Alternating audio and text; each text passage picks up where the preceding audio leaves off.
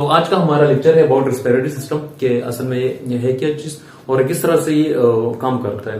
तो हम respiratory system को कुछ इस तरह से डिफाइन करते हैं कि system which is responsible for respiration. अब रेस्पिरेशन हमारे साथ क्या चीज है? When you take oxygen and produce carbon dioxide और उससे जो एनर्जी प्रोड्यूस होती है तो उसको हम रेस्पिरेशन कहते हैं। सही है। फिर रेस्पिरेशन में हमारे साथ जो इसके वो दो टाइप्स है। पहले नंबर पे आता है एक्सटर्नल रेस्पिरेशन और सेकंड नंबर पे आता है इंटरनल रेस्पिरेशन। अब एक्सटर्नल और इंटरनल रेस्पिरेशन में हमारे साथ क्या होता है? इंटरनल रेस्पिरेशन में हमारे साथ हम उसको जिस तरह से डिफाइन करते हैं कि the gases exchange between the blood and the body cells. सही है।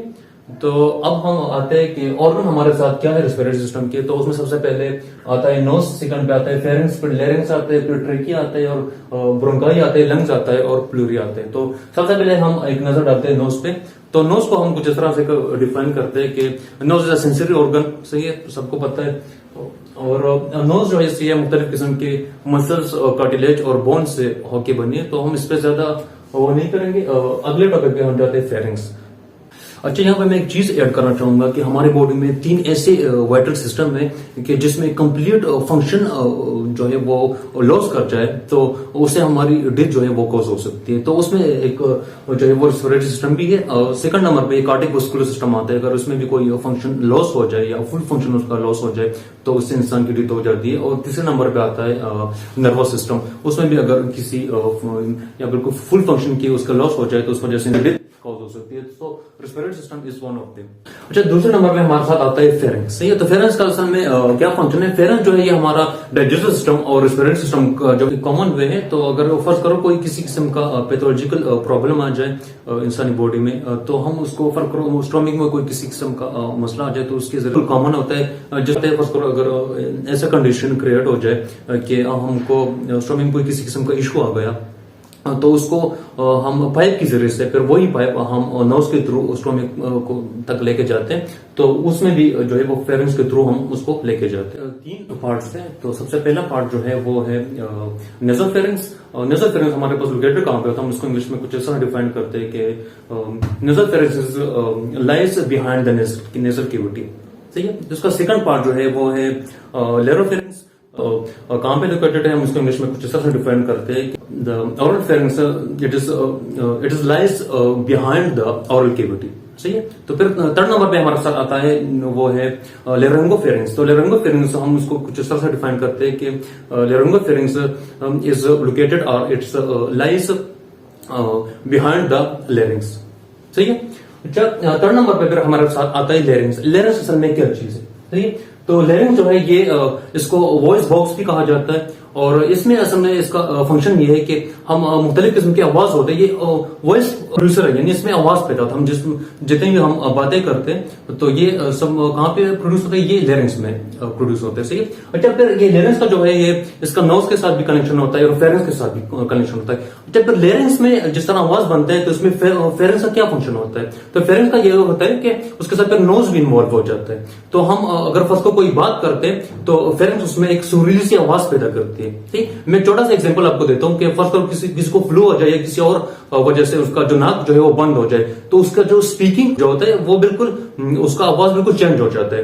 तो इसमें नोज बिल्कुल बाकायदा शामिल होता है और फेरिंग्स भी इसके साथ इन्वॉल्व होता है। अच्छा, इसी आवाज में जो रेजोनेंस की प्रोडक्शन होती है वो भी नोज करती है। सही है। नोज एक अहम किरदार है। ठीक है। एग्जैक्टली जो है वो लोकेटेड होता है यहाँ पे। लेरिंग्स जो है हमारे साथ लोकेटेड होता है यहाँ पे। कुछ इस तरह नाम देंगे फेरिंग्स। सही है। इससे पहले जिस तरह मैंने बताया कि पार्ट्स ऑफ।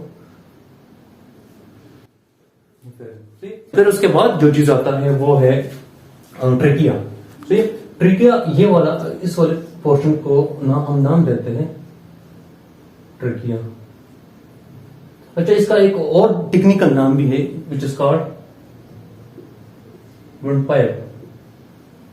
सही है। अब इसमें क्या होता है? इसकी जो लेंथ होती है हमारे साथ वो 11 से 12 सेंटीमीटर तक होती है और ये स्पेशली एक खास किस्म की रिंग से बना होता है जो कि वो रिंग्स उसको हम नाम देते हैं।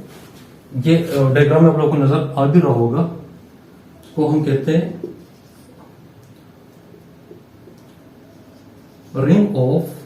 Rings of cartilage. अच्छा, ये रिंग्स नुमा क्यों होते हैं? इसके पीछे एक फैक्ट है, और फैक्ट ये है कि जो इस तरह से रिंग्स होते हैं बिकॉज ये कभी कोलैप्स ना हो जाए। ठीक है, अगर बॉडी में कोई भी किसी किस्म की डिसऑर्डरिंग आ जाए या किसी भी किस्म की हादसा पेश आ जाए तो उस सूरत में ये कभी कोलैप्स ना कर जाए। इस वजह से ये नेचुरली किस चीज से बना होता है? एक रिंग ऑफ कार्टिलेज से बना होता है। सही है, तो यही ट्रिक है। अब नीचे आते हुए यहां तक जब पहुंच जाती है तो फिर यहां तक जब ये पहुंच जाती है तो फिर लंग्स तक इस वाले एरिया को, ये भी रिंग ऑफ कार्टिलेज से बना होता है। इसको हम नाम देते हैं ब्रोंकी। ठीक है, और फिर यही अब हमारा जब मजीद और डिवाइड होता है यहां तक आ जाता है, यहां तक, तो इसको फिर हम नाम देते हैं ब्रोंकीयोल्स। यहां हम उसको नाम देते हैं ब्रोंकीयोल्स। सही है। अच्छा, फिर यही ब्रोंकियोल्स अब हमारे साथ जब और मजीद डिवाइड हो जाता है यहां तक आ जाता है, यहां ये एल्वेओलाई। अच्छा, ये एल्वेओलाई वाला जो पार्ट है यहाँ का डिफ्यूजन। अब डिफ्यूजन क्या चीज है? हम उस डिफ्यूजन को हम कुछ इस तरह से डिफाइन करते हैं कि the movement of molecules from high concentration to lower concentration is called diffusion. तो अब मैं आप लोगों को मजीद आगे इस पे आप लोग को समझाऊंगा कि किस तरह से एग्जैक्टली हमारे साथ डिफ्यूजन होता है इन लंग्स में। ठीक, तो इससे पहले मैं आप लोग को एक चीज बताता हूँ, वो ये कि हमारे पास यहाँ पे टू टाइप्स हैं। तो हम टू टाइप को हम इस तरह से मेंशन करते हैं। एक होता है ऑक्सीजनेटेड ब्लड और दूसरा होता है डीऑक्सीजनेटेड ब्लड। तो अक्सर हम इस तरह से शो करते हैं कि जो ऑक्सीजनेटेड ब्लड होता है O2, इसको हम लाइट रेड से हम जाहिर करते हैं। यानी ये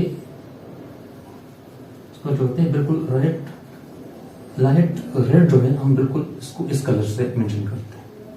ठीक, और जो डीऑक्सीजनेटेड ब्लड होता है यानी CO2, इसको हम बायोलॉजी में डार्क रेड से जाहिर करते हैं। अब मसला ये है कि हम डार्क रेड और लाइट रेड में हम ज्यादा डिफरेंसी जो है वो हमें नजर नहीं आती, बट के अक्सर कंफ्यूजन हो जाती है। तो इस वजह से ये जो होता है हम CO2 को हम जो है अक्सर क्या में शो करते हैं?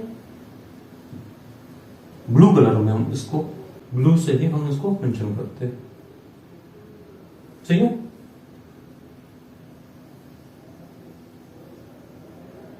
तो यहां तक अगर आप लोगों को समझ आ चुकी होगी तो फिर आगे डिफ्यूजन में भी आप लोगों को समझ आएगी कि अक्सर में डिफ्यूजन में होता क्या है।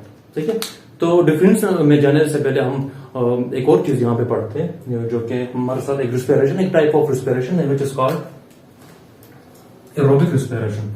अब एरोबिक रिस्पिरेशन में हमारे साथ क्या होता है कि ग्लूकोज जो होता है वो ऑक्सीजन के साथ मिलकर क्या बनाता है? Energy CO2 plus water. Diffusion में एग्जैक्टली होता क्या है? तो ये मैंने एक डायग्राम बनाई है जो कि मैंने अल्वेलाई से लिए, यानी लंग्स का जो अल्वेलाई मैंने उससे लिए। अच्छा, ये जो है ये हमारे पास पल्मोनरी आर्टरीज है, क्योंकि मैं पहले लेक्चर में ही बता चुका हूं कि पल्मोनरी आर्टरीज में ऐसा होता है कि उसमें जो है वो आता है। तो ये डीऑक्सीजनेटेड ब्लड पल्मोनरी आर्टरी के थ्रू आ गया लंग में।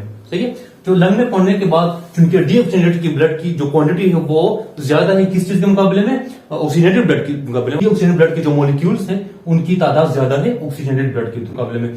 तो यहाँ पे क्या होगा? यहाँ पे डिफ्यूजन होगा। डिफ्यूजन में जिस तरह मैंने आप लोग को बताया कि from high concentration to lower concentration, तो डिफ्यूजन होगा किसके थ्रू? ये कैपिलरीज के थ्रू होगा। कैपिलरीज का जो वॉल होता है वो बहुत थिन होता है, इसमें छोटे छोटे से पोर्स होते हैं, तो उसमें इजिली डिफ्यूजन हो जाती है। ठीक है, तो यहाँ पे डिफ्यूजन हो जाने के बाद चूंकि उसकी क्वांटिटी ज्यादा है तो ये डीऑक्सीजनेटेड ऑक्सीजन के साथ क्या हो जाएगा? ये मिलकर ब्लड जो है वो ऑक्सीजनेटेड हो जाएगा, और ये ऑक्सीजनेटेड के बाद ये कार्बन डाइऑक्साइड जो है ये एक्सहेलेशन के थ्रू बाहर निकल जाएगा। सही है, अब यहाँ पे ये जो है ये थोड़ा सा रह गया है, सो इसको फुल ऑक्सीजनेटेड करने के लिए यहां से अगेन डिफ्यूजन होगी, मुकम्मल जो है ये ऑक्सीजनेटेड हो जाएगा।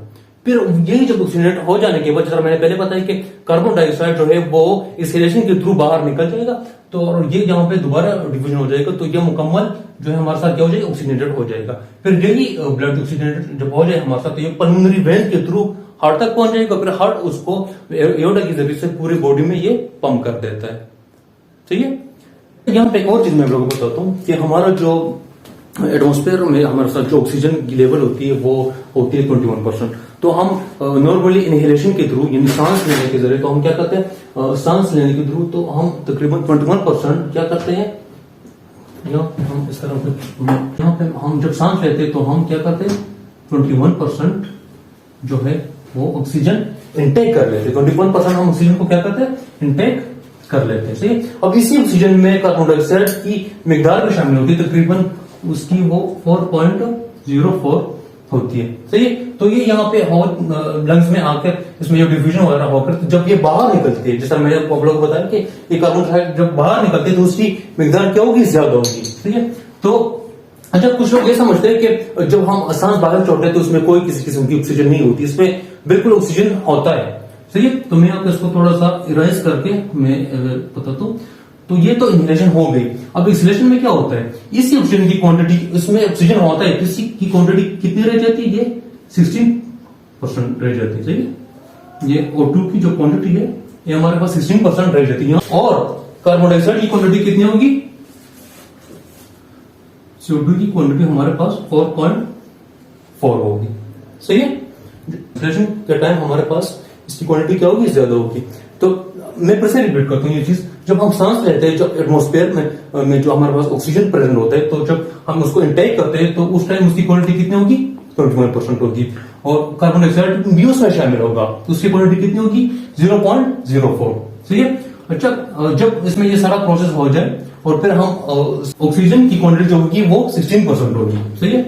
और कार्बन डाइऑक्साइड की क्वांटिटी कितनी होगी, 4.4 होगी। तो ये था आज का लेक्चर रेस्पिरेटरी सिस्टम। होपफुली आप लोगों को समझ आ गया। इंशाल्लाह मिलते हैं अगले लेक्चर में। अल्लाह हाफिज।